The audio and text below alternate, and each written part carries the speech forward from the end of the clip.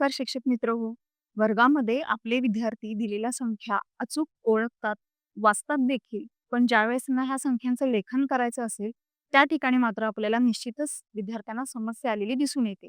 चला तर आजच्या व्हिडिओमध्ये विद्यार्थी 0 ते 50 संख्यांचं लेखन अचूक कसं करतील याबाबतीत सखोल चर्चा करूया.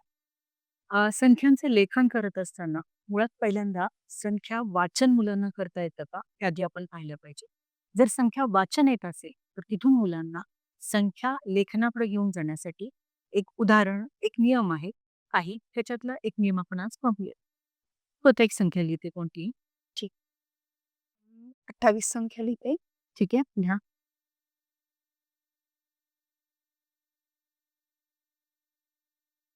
छान. आता ही संख्या लिहिलेली आहे. हो, आता आपण काय करूया मॅडम, या संख्येचं रूपांतर आपण वस्तूंच्या मध्ये करूया. तुम्ही 28 काढा. 1, 2, 3, 4, 5, 6, 7, 8, 9, 10. मी वेगवेगळ्या रंगाच्या काड्या घेते. ठीक आहे. 1, 2, 3, 4, 5, 6, 7, 8, 9, 10. मग सुद्धा 8 काड्या मी घेते.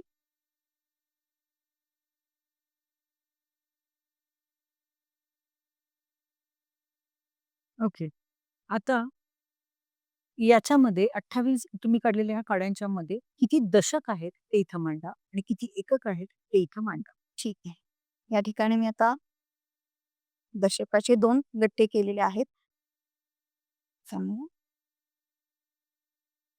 म्हणजे आपण इथे काय केलं, की वस्तूंचं रूपांतर आपण ज्या आपल्या काड्या आहेत, या आपल्या वस्तू आहेत, याचं रूपांतर आपण दशक आणि एककामध्ये करत आहोत.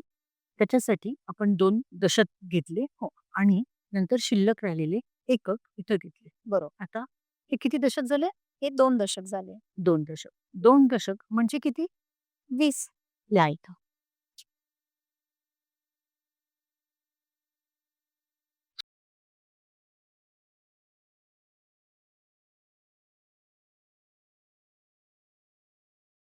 छान. आता हे जे एकक आहेत, हे किती आहे? हे सुट्टे 8 एकक आहेत. अच्छा. या 8 एककांचं रूपांतर दशकामध्ये करता शक्य आहे का? नाही. ठीक आहे. मग हे 8 एकक जसे आहेत, तसे आपण खाली लिहू.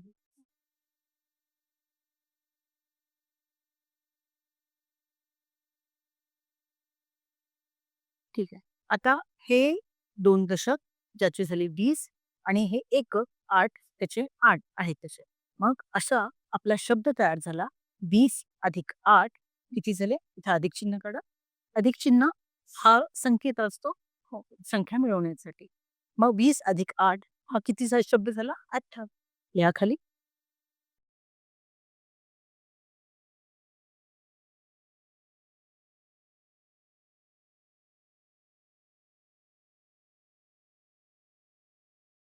छान.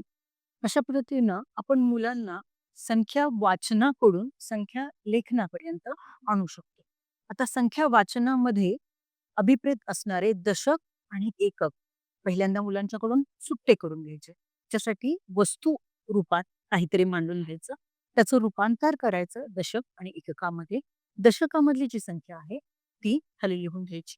सुट्टे राहिलेले एकक खाली लिहून घ्यायचे आणि नंतर अशा पद्धतीनं एकक संख्या ही पहिल्यांदा येते. इथं 20 पहिल्यांदा येत नाही. हे जे सुट्टे एकक आहेत, ते सुट्टे एकक हे पहिल्यांदा येतात आणि नंतर दशकाची जी संख्या आहे ही येते.